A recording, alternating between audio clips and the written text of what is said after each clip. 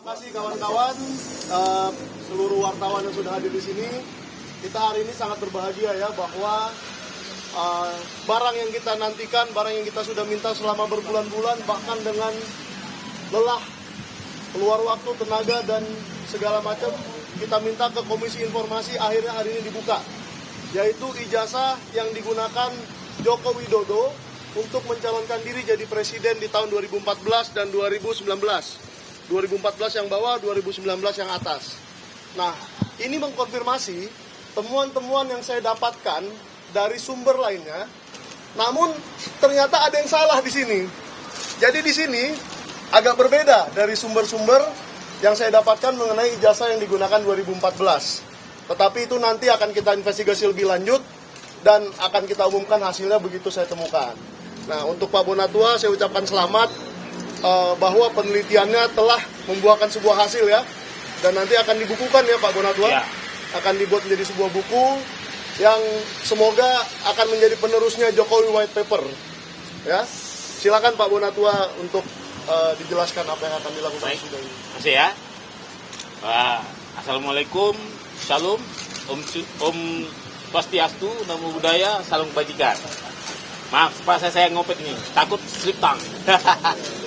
Jadi ya selamat siang kepada rekan-rekan media ya, terutama ya saya mengucapkan selamat Hari Pers ya. Nah, jadi sekarang kan Hari Pers nih. Ya. Ini sekaligus membuktikan bahwa keterbukaan informasi juga dambaan dari insan pers. Bagaimana perjuangan ini adalah buktinya bahwa perslah yang menjadi corong kita ke publik menyampaikan ini.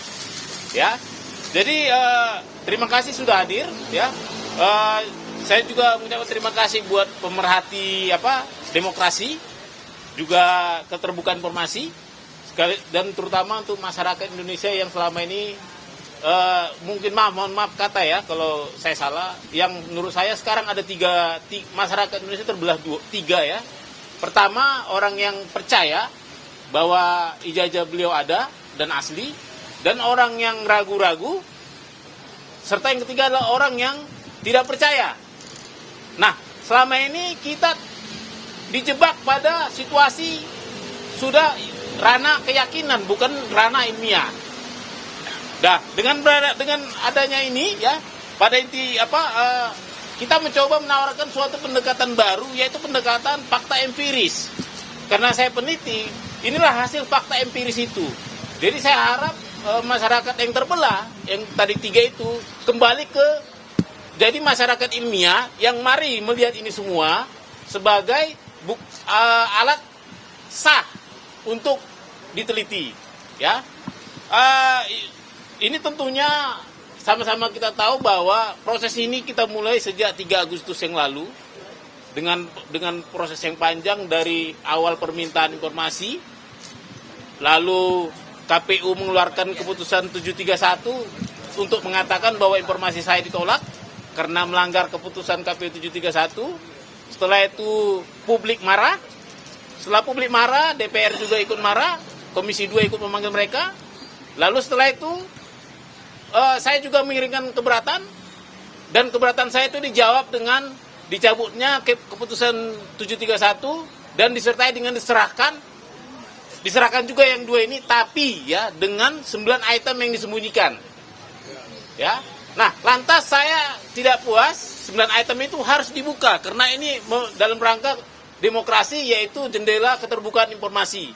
Akhirnya saya sidang sengketakan di Komisi Informasi Publik, dan sampai 6 kali sidang ya sejak November ya. Akhirnya keputusan KIP mengatakan bahwa saya menang. Permintaan saya membuka 9 item diterima. Setelah itu KPU dikasih kesempatan untuk banding ke petun. Dan itu yang ternyata KPU cukup bijak, tidak mau menggunakan uang rakyat untuk melawan rakyat. Ya, dengan kata lain, terima kasih KPU ya. Artinya memang ini buktinya bahwa tak sempat saya simpan ini. Selalu langsung saya kasih ke publik.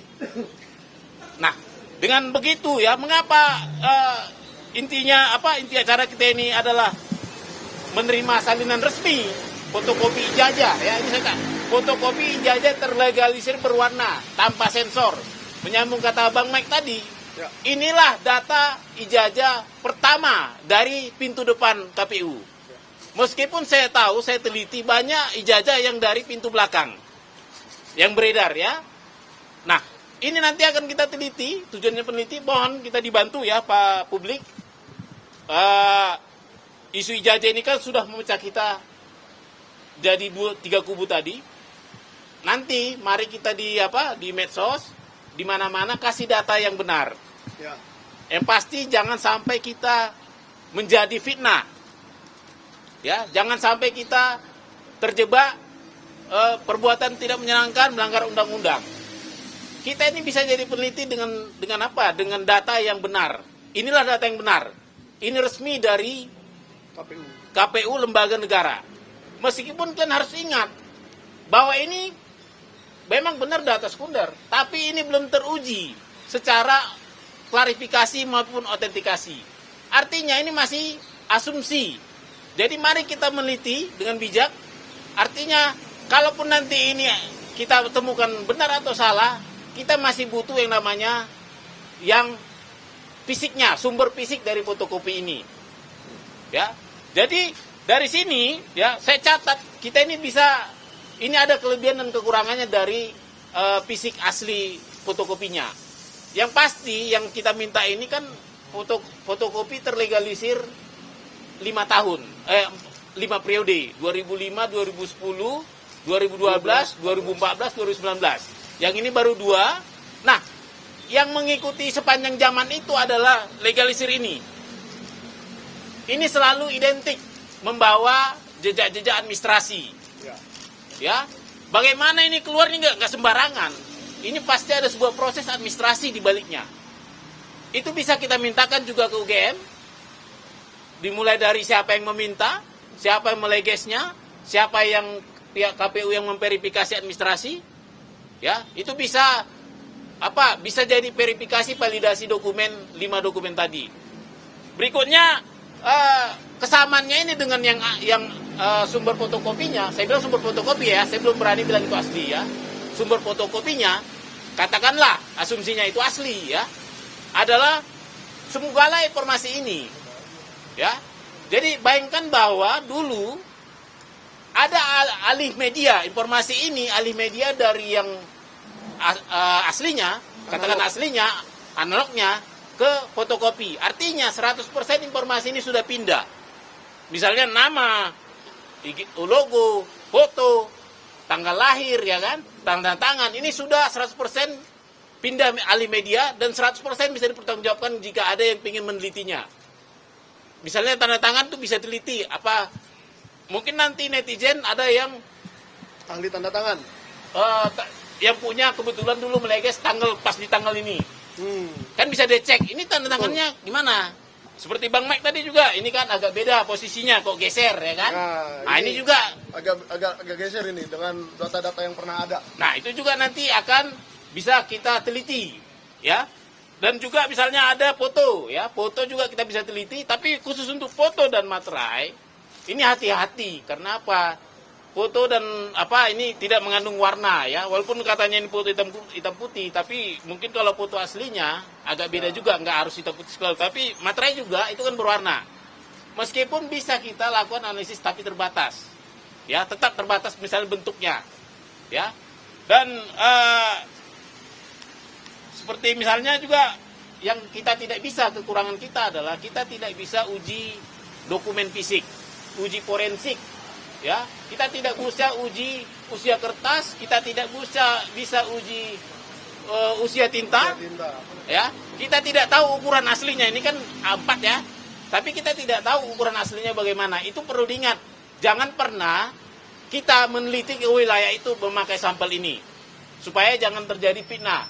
Saya juga tidak suka kalau nanti beliau jadi difitnah. Memang benar kita publik, tapi tentu kita juga harus punya batas ya. Mana yang namanya meneliti dokumen publik, mana namanya melewati batas privasi. Nah, untuk itu ya, sebagai orang yang punya tanggung jawab moral ya, saya memutuskan membagikan ini di media sosial saya. Ya, bisa dicek di media sosial saya. Artinya kalau kalian mau meneliti, jangan pakai teliti yang dibikin orang lain. Takut saya nanti karena ada kebencian, tiba-tiba foto dirubah jadi apa gitu kan. Tanda tangan dirubah jadi apa sehingga kawan-kawan terjebak pada fitnah. Karena meneliti sampel yang tidak sekunder. Ini kan sekunder ya. Seperti itu. Jadi nanti silakan nanti mungkin nanti malam saya akan upload ini. Nah, mari kita berdiskusi seluruh Indonesia. Kita jadikan ini diskursus publik. Semua kita dari sini mari berbicara dengan gaya peneliti, tapi jangan sembarangan tuduh seperti itu. Dan yang terakhir nih saya mungkin harus mengucapkan terima kasih buat Bapak Prabowo ya yang tetap menjaga iklim demokrasi. Kita tahu KPU ini kita ibaratkan adalah rumah demokrasi kita. Dan kita juga berterima kasih kepada KIP yang menjaga selalu supaya pintu KPU, pintu keterbukaan informasi KPU terbuka. Dan saya juga meskipun kita perjuangan panjang, saya juga berterima kasih ke KPU. Ya meskipun tadi sempat menolak permintaan informasi saya, sempat mengeluarkan peraturan 731, melakukan uji konsekuensi, sempat kita bersidang susah payah, sempat juga saling bantah-membantah, tapi itu sudah close, kita selesaikan permasalahan kita lanjut ke permasalahan bangsa yang lebih besar, yaitu bagaimana keterbukaan informasi selanjutnya. Saya rasa itu saja. Barangkali ada pertanyaan? Tetap dikasih ke Andri. Ada satu lagi penutup mungkin ya, karena belum ada pertanyaan. Tetap publik bantu kami, dukung kami, karena tugas kita ada 3 lagi ya. Saya lagi meminta ke KPU DKI, KPU Kota Solo untuk tahun 2005-2010. Mereka sudah respon, nanti kita akan berbagi lagi. Artinya ini akan lengkap kita buat jadi data publik. Karena ini memang saya juga di sini saya buat ini untuk penelitian. Mari kita meneliti ya secara bersama-sama. Kenapa? Publik punya hak untuk meneliti informasi publik. Ini bukan barang yang kita takutin untuk diteliti. Kenapa? Hak publik sudah dinikmati pejabat publik. Sudah sepatutnya kita publik juga mengganggu haknya. Seperti itu. Saya rasa itu aja. Ada mau tambahin Bang Mai? Ya, saya tambahin sedikit ya Pak Bona, supaya kita tidak lupa bahwa ijazah-ijazah ini sudah seharusnya diberikan kepada Arsip Nasional Republik Indonesia untuk diautentikasi. Supaya publik percaya bahwa ini asli. Dibawalah oleh Pak Jokowi ijazah aslinya, dan KPU membawa ijazah 2 ini, dan dibawa ke Arsip Nasional supaya diautentikasi menjadi asli. Karena identik itu menurut saya tidak ada gunanya. Nah, yang kedua, tolong KPU Solo dan KPU DKI Jakarta, sudahlah, kita sudahi saja sidang itu. KPU RI saja sudah memberikan, ada apa lagi yang bermasalah di sini? Berarti ini adalah data publik dan harus diberikan. Yang ketiga, jangan salah, ada 1 orang lagi yang masih dipermasalahkan ijazahnya atau surat keterangannya. Kalau ini diberikan, maka Gibran Rakabuming Raka juga harus memberikan hal yang sama. Saya di sini netral, bukan menyerang siapa-siapa, tetapi kalau 1 bisa diberikan, semua harus diberikan. Bahkan kelulusan akmilnya Pak Prabowo pun boleh diberikan. Jadi jangan ada yang dibilang tabu atau wah jangan karena dia masih menjabat, tidak. Menurut saya akan lebih gentle, lebih keren, lebih anak muda, lebih Gen Z kalau Pak Gibran juga memberikan hal yang sama kepada kita. Sudah, itu aja dari saya. Ya, makasih. Ya, makasih ya. Begini. Meskipun Gibran itu bukan Gen Z ya, saya salah juga. Gen Z itu kelahiran berapa ya? Nah ini berita acaranya nih, kalian nggak ada yang tertarik nih. Jadi, bawahnya Bang Bona. Agak maju lagi, agak ke tengah lagi. Ini 2014 ya. Ya, jangan salah atas 2019. Ini 2019. Makasih Bang Bona. 2019. 2012 belum ada ya. 2010, 2005 belum ada. Nanti kan 2012, nanti kan 2010 dan 2005. 2005. Oke? Nah, yang masalahnya 2010 dan 2005 yang dikasih cuma satu ya dari Solo ya Iya. kemarin. Kalau ini Oh masih iya, dua, oh oke, gitu. kita di sono. Ini tinggal selebrasinya aja sebenarnya. Yang atas 2000. Tinggal perayaan 2019. aja. Ini perayaan untuk seluruh masyarakat Indonesia ya.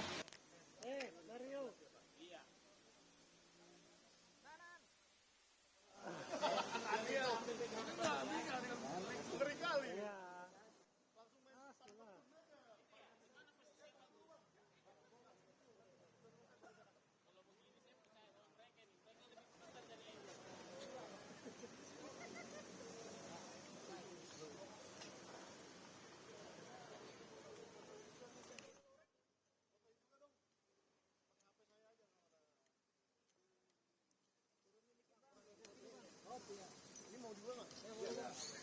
Bagus ke situ, Bang.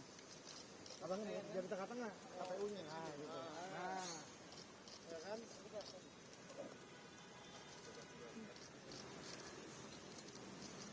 Ini kayaknya baru pertama kali ya KPU jadi bahan pemberitaan nasional di luar masa pemilu. Ya kan? Jadi Anda ke KPU jangan kalau pemilu doang. Ya. Banyak data-data pejabat Anda yang disimpan di sini. Data gubernur, data ya wali kota, bupati, presiden. Data-data itu penting. Oke. Terima kasih Bang Wala. Pegang tangan kiri. Oh gini. Agak begini. Gini. Ya, gitu Bang.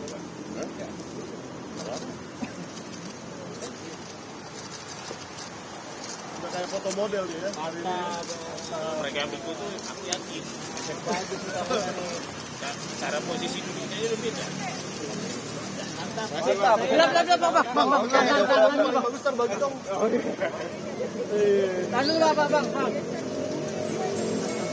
Fotonya bagus-bagus ya guys. Kayaknya. Bang lagi bawa lagi, Bang. Hah? Oke. Ada nggak yang kalian masih pengen tahu? Ya. Dari Pak Bonatua. Ya kita sedang menunggu hasil dari sidang dalam Kemendikbud bawah.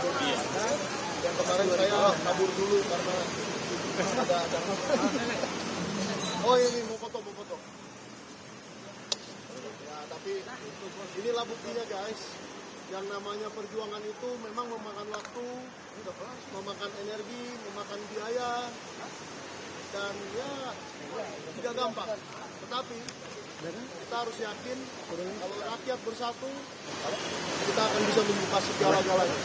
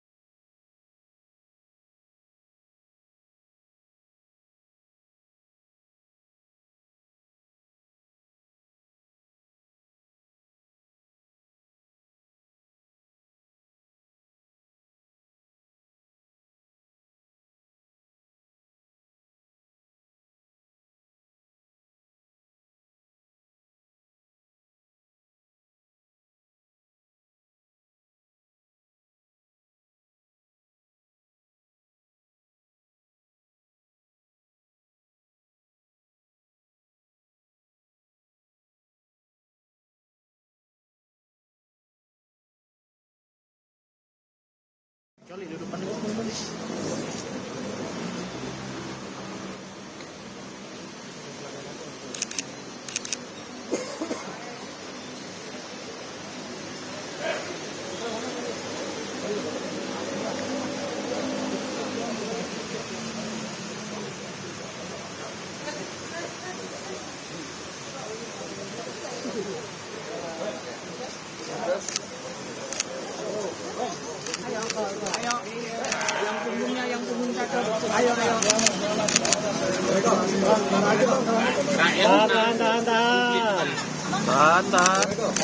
berita acara serang Taliban ya.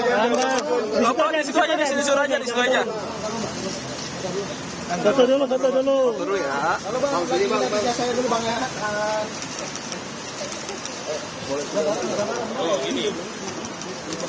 Oke, kasih space buat foto dulu. Yang atas 2019, yang bawah 2014.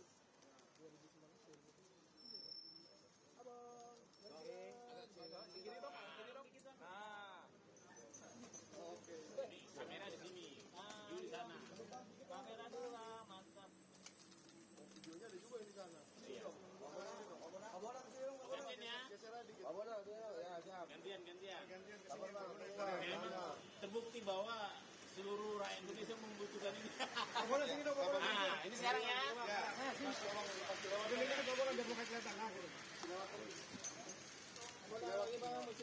Depan lagi bang. Ya. Tengah. Oke. Tengah lagi. Kembali punya nih. Ya. Mbak, kamera mbak, sorry mbak.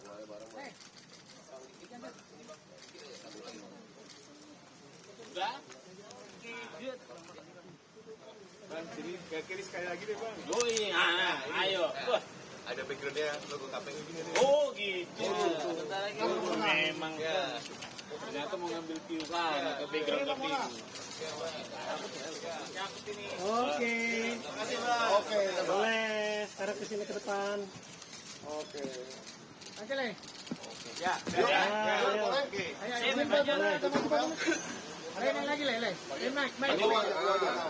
Oke, Udah dapat ya? Sudah. Ya. Oke, terima kasih kawan-kawan, seluruh wartawan yang sudah hadir di sini. Kita hari ini sangat berbahagia ya bahwa barang yang kita nantikan, barang yang kita sudah minta selama berbulan-bulan, bahkan dengan lelah, keluar waktu, tenaga dan segala macam, kita minta ke Komisi Informasi, akhirnya hari ini dibuka, yaitu ijazah yang digunakan Joko Widodo untuk mencalonkan diri jadi presiden di tahun 2014 dan 2019. 2014 yang bawah, 2019 yang atas. Nah, ini mengkonfirmasi temuan-temuan yang saya dapatkan dari sumber lainnya. Namun ternyata ada yang salah di sini. Jadi di sini agak berbeda dari sumber-sumber yang saya dapatkan mengenai ijazah yang digunakan 2014. Tetapi itu nanti akan kita investigasi lebih lanjut dan akan kita umumkan hasilnya begitu saya temukan. Nah, untuk Pak Bonatua saya ucapkan selamat bahwa penelitiannya telah membuahkan sebuah hasil ya. Dan nanti akan dibukukan ya Pak Bonatua. Ya. Akan dibuat menjadi sebuah buku yang semoga akan menjadi penerusnya Jokowi White Paper. Ya. Silakan Pak Bonatua untuk dijelaskan apa yang akan dilakukan Baik. sudah ini. Masih ya. Assalamualaikum, Shalom, Om Swastiastu, Namo Buddhaya, Salam Kebajikan. Maaf Pak, saya ngopek nih, takut slip tang. Jadi ya selamat siang kepada rekan-rekan media, ya, terutama ya saya mengucapkan selamat Hari Pers ya. Nah, jadi sekarang kan Hari Pers nih. Ya. Ini sekaligus membuktikan bahwa keterbukaan informasi juga dambaan dari insan pers. Bagaimana perjuangan ini adalah buktinya bahwa perslah yang menjadi corong kita ke publik menyampaikan ini. Ya. Jadi terima kasih sudah hadir ya. Saya juga mengucapkan terima kasih buat pemerhati demokrasi, juga keterbukaan informasi, dan terutama untuk masyarakat Indonesia yang selama ini mungkin mohon maaf kata ya kalau saya salah. Yang menurut saya sekarang ada tiga masyarakat Indonesia terbelah tiga ya. Pertama, orang yang percaya bahwa ijazah beliau ada dan asli, dan orang yang ragu-ragu, serta yang ketiga adalah orang yang tidak percaya. Nah, selama ini kita dijebak pada situasi sudah ranah keyakinan, bukan ranah ilmiah. Nah, dengan adanya ini ya, pada inti kita mencoba menawarkan suatu pendekatan baru, yaitu pendekatan fakta empiris. Karena saya peneliti, inilah hasil fakta empiris itu. Jadi saya harap masyarakat yang terbelah, yang tadi 3 itu, kembali ke jadi masyarakat ilmiah yang mari melihat ini semua sebagai alat sah untuk diteliti. Ya, ini tentunya sama-sama kita tahu bahwa proses ini kita mulai sejak 3 Agustus yang lalu dengan proses yang panjang dari awal permintaan informasi, lalu KPU mengeluarkan keputusan 731 untuk mengatakan bahwa informasi saya ditolak karena melanggar keputusan KPU 731. Setelah itu publik marah. Setelah publik marah, DPR juga ikut marah, Komisi 2 ikut memanggil mereka. Lalu setelah itu saya juga mengirimkan keberatan, dan keberatan saya itu dijawab dengan dicabutnya keputusan 731 dan disertai dengan diserahkan juga yang 2 ini, tapi ya dengan 9 item yang disembunyikan. Ya. Nah, lantas saya tidak puas, 9 item itu harus dibuka karena ini dalam rangka demokrasi, yaitu jendela keterbukaan informasi. Akhirnya saya sidang sengketakan di Komisi Informasi Publik, dan sampai 6 kali sidang ya sejak November ya. Akhirnya keputusan KIP mengatakan bahwa saya menang. Permintaan saya membuka 9 item diterima. Setelah itu KPU dikasih kesempatan untuk banding ke petun. Dan itu yang ternyata KPU cukup bijak, tidak mau menggunakan uang rakyat untuk melawan rakyat.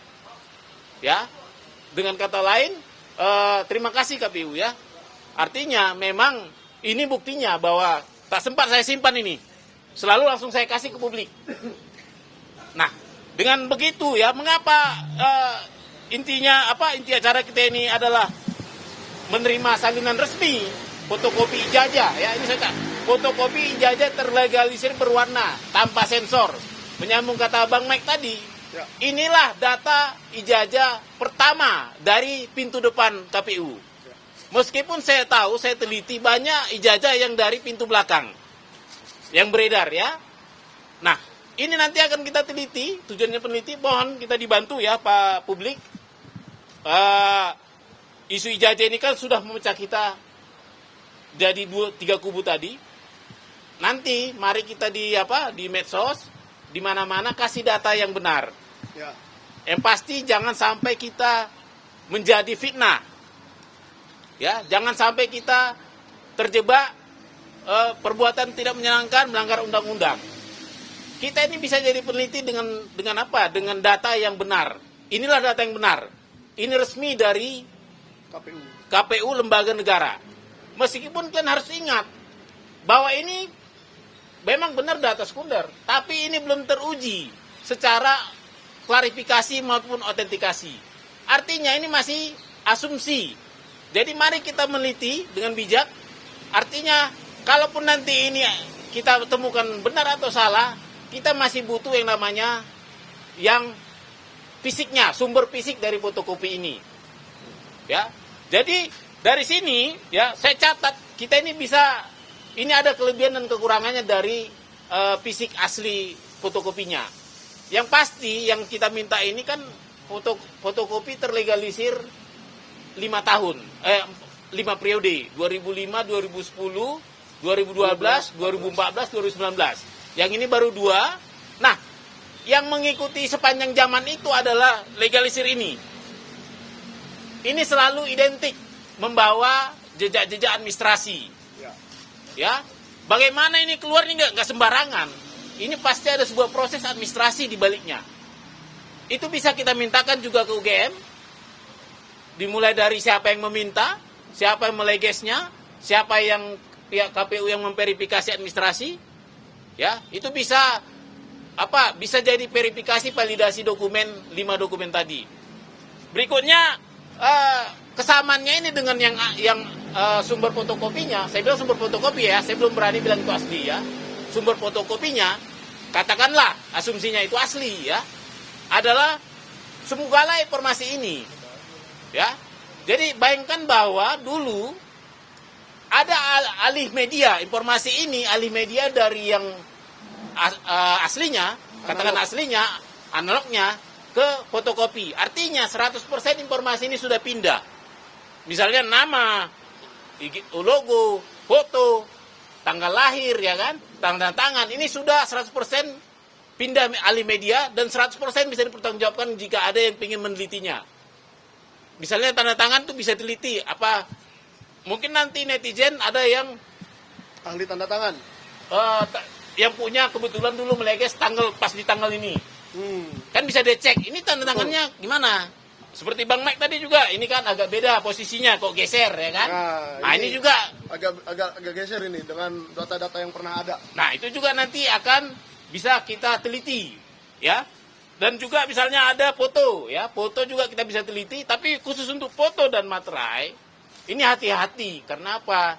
Foto dan ini tidak mengandung warna ya, walaupun katanya ini foto hitam putih, tapi mungkin kalau foto aslinya agak beda juga, nggak harus hitam putih sekali, tapi materai juga itu kan berwarna.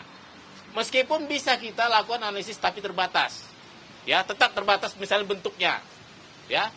Dan seperti misalnya juga yang kita tidak bisa, kekurangan kita adalah kita tidak bisa uji dokumen fisik, uji forensik. Ya, kita tidak bisa uji usia kertas, kita tidak bisa uji usia tinta. Ya, kita tidak tahu ukuran aslinya, ini kan 4 ya. Tapi kita tidak tahu ukuran aslinya bagaimana. Itu perlu diingat. Jangan pernah kita meneliti ke wilayah itu memakai sampel ini. Supaya jangan terjadi fitnah. Saya juga tidak suka kalau nanti beliau jadi difitnah. Memang benar kita publik, tapi tentu kita juga harus punya batas ya.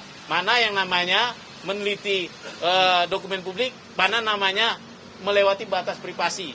Nah, untuk itu ya, sebagai orang yang punya tanggung jawab moral ya, saya memutuskan membagikan ini di media sosial saya. Ya, bisa dicek di media sosial saya. Artinya kalau kalian mau meneliti, jangan pakai teliti yang dibikin orang lain.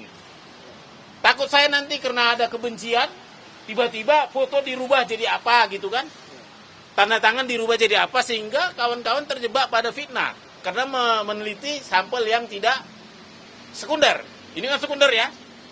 Seperti itu. Jadi nanti silakan, nanti mungkin nanti malam saya akan upload ini. Nah, mari kita berdiskusi seluruh Indonesia. Kita jadikan ini diskursus publik. Semua kita dari sini mari berbicara dengan gaya peneliti. Tapi jangan sembarangan tuduh. Seperti itu. Dan yang terakhir nih, saya mungkin harus mengucapkan terima kasih buat Bapak Prabowo ya, yang tetap menjaga iklim demokrasi. Kita tahu KPU ini kita ibaratkan adalah rumah demokrasi kita. Dan kita juga berterima kasih kepada KIP yang menjaga selalu supaya pintu KPU, pintu keterbukaan informasi KPU terbuka. Dan saya juga meskipun kita perjuangan yang panjang, saya juga berterima kasih ke KPU.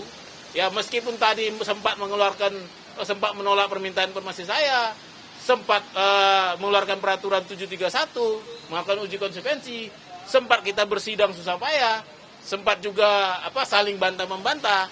Tapi itu sudah close, kita selesaikan permasalahan kita lanjut ke permasalahan bangsa yang lebih besar, yaitu bagaimana keterbukaan informasi selanjutnya. Saya rasa itu saja. Barangkali ada pertanyaan? Tetap dikasih ke Andri. Ada satu lagi, mungkin ya, karena belum ada pertanyaan. Tetap publik bantu kami, dukung kami, karena tugas kita ada 3 lagi ya. Saya lagi meminta ke KPU DKI, KPU Kota Solo untuk tahun 2005-2010. Mereka sudah respon, nanti kita akan berbagi lagi. Artinya ini akan lengkap kita buat jadi data publik. Karena ini memang saya juga di sini saya buat ini untuk penelitian, mari kita meneliti ya secara bersama-sama. Kenapa?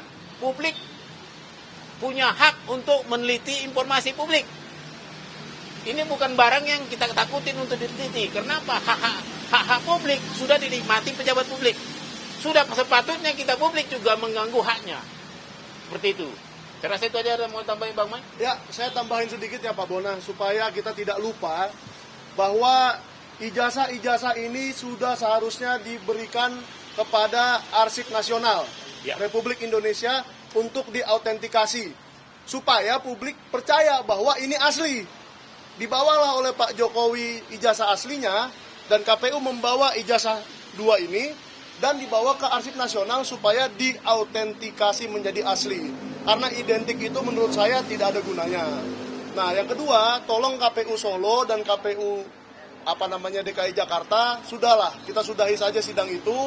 KPU RI saja sudah memberikan, ada apa lagi yang bermasalah di sini? Berarti ini adalah data publik dan harus diberikan. Yang ketiga, jangan salah, ada satu orang lagi yang masih dipermasalahkan ijazahnya atau surat keterangannya. Kalau ini diberikan, maka Gibran Raka Buming Raka juga harus memberikan hal yang sama. Saya di sini netral, bukan menyerang siapa-siapa, tetapi kalau satu bisa diberikan, semua harus diberikan. Bahkan kelulusan akmilnya Pak Prabowo pun boleh diberikan. Jadi jangan ada yang dibilang tabu atau wajangan karena dia masih menjabat, tidak. Menurut saya akan lebih gentle, lebih keren, lebih anak muda, lebih Gen Z kalau Pak Gibran juga memberikan hal yang sama kepada kita. Sudah, itu aja dari saya. Ya, makasih. Ya, Makasih ya. begini. Ini. Ini 2014 ya. Ya, jangan salah atas 2019. Ini 2019. Makasih Bang Bona. 2019. 2012 belum ada ya. 2010, 2005 belum ada. Nanti kan 2012, nanti kan 2010 dan 2005. 2005. Oke? Nah, yang masalahnya 2010 dan 2005 yang dikasih cuma satu ya dari Solo ya, Iya. kemarin. Pak Bonar di Kalau ini Oh, masih dua. iya. Oh, Oke, gitu. kita di Solo. Ini tinggal selebrasinya aja sebenarnya. yang atas 2000.